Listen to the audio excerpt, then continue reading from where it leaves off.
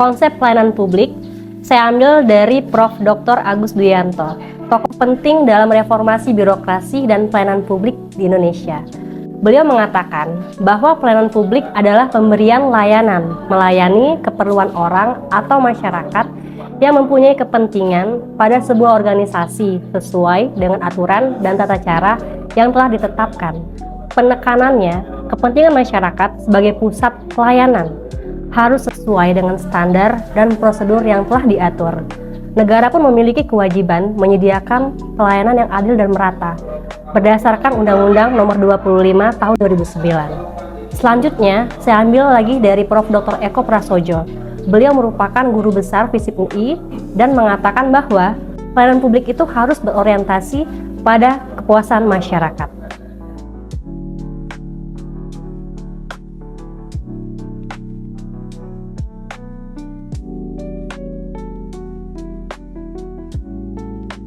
Oke, kalau kita lihat dari pelayanan publik di Indonesia, itu berada dalam fase transisi, yaitu menuju sistem lebih modern, transparan, dan berbasis digital. Namun, masih menghadapi sejumlah tantangan seperti berbelitnya birokrasi, korupsi, dan ketimpangan layanan antar wilayah.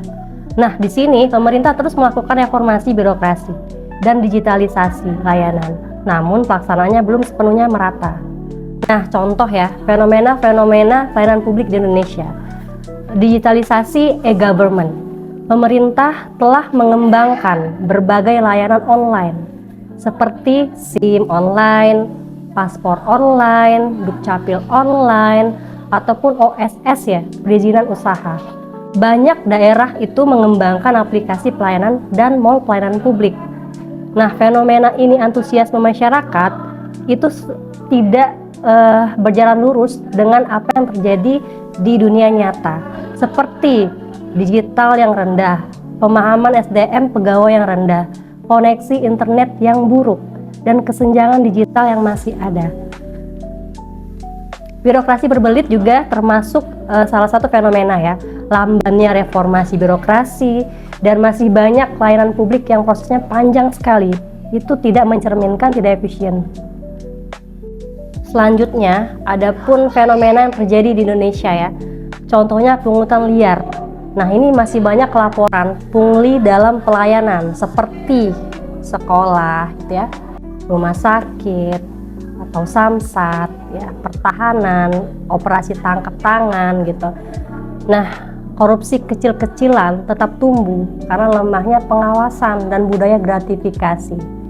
Ketimpangan akses pelayanan daerah ini juga merupakan fenomena yang terjadi ya, di mana di wilayah kita yang terpencil, contohnya kita kan luas ya, ada desa-desa gitu, ada akses ke layanan kesehatan, pendidikan, dan administrasi itu sangat terbatas.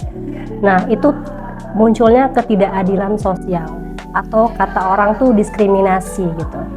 Selanjutnya mall pelayanan publik ya, yang kita kenal tuh inovasi daerah gitu. Banyak daerah-daerah itu mulai menyediakan MPP sebagai pusat layanan satu pintu. Ada inovasi seperti layanan jemput bola.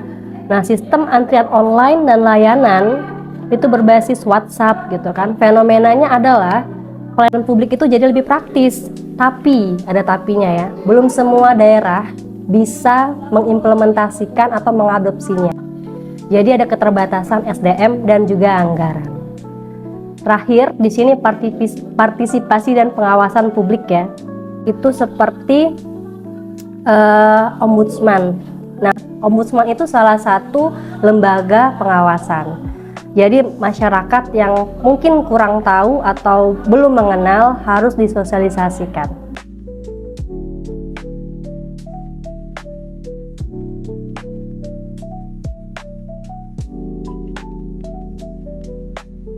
Oke, jadi ada pun berikut beberapa topik utama ya yang biasanya dipelajari dalam mata kuliah pelayanan publik.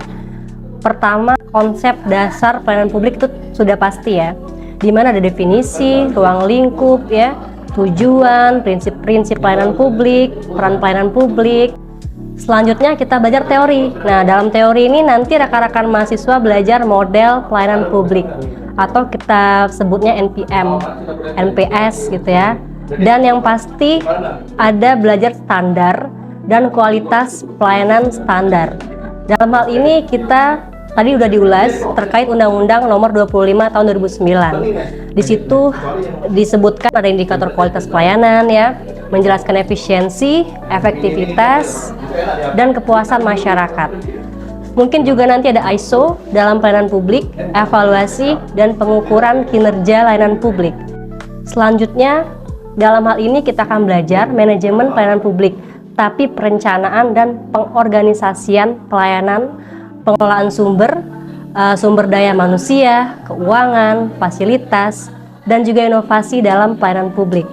Selanjutnya, rekan-rekan akan belajar etika dan profesionalisme dalam pelayanan publik.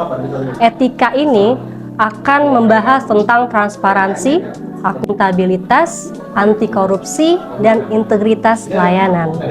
Serta tidak lupa ada partisipasi publik. Di sini pelibatan masyarakat dalam perencanaan dan evaluasi pelayanan itu berupa survei kepuasan masyarakat yang responsif dan adaptif. Dan kita akan mempelajari tentang kebijakan juga ya terkait pelayanan regulasi dan peraturan pelayanan publik, hubungan antara kebijakan dan implementasi pelayanan, baik itu desentralisasi maupun otonomi daerah dalam pelayanan publik. Dan terakhir, pastinya kita akan belajar studi kasus. Studi kasus ini kalian akan membahas tentang permasalahan mengenai pelayanan publik di Indonesia.